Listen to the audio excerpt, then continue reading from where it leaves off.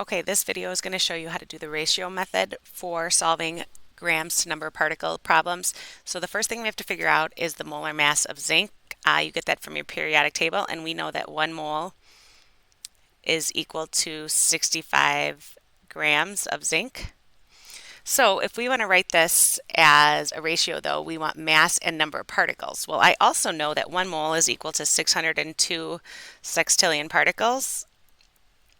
So I can just go ahead and say that 602 sextillion particles are also equal to 65 grams.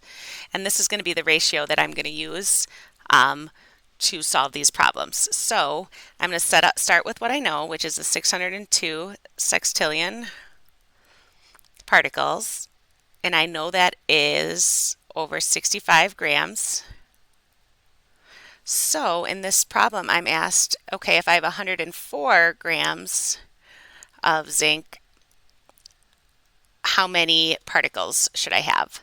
So if I'm looking at this, I see that 104 is bigger than 65, so I'm going to predict that I'm going to have over 602 particles. So I'm going to multiply 602 by 104, and when I do that, I get 62,608, and I'm going to set that equal to 65 times x.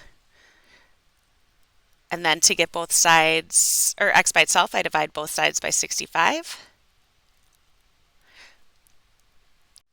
And I get the answer of 963 sextillion particles. Or again, if you're doing it scientific notation wise, it would be 9.63 times 10 to the 23rd.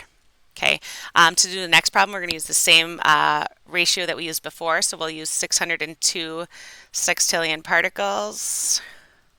And we're going to put that again over 65 grams because that's equal to 1 mole of zinc. And in this case, I now have 271 sextillion particles. And we're going to be solving for grams.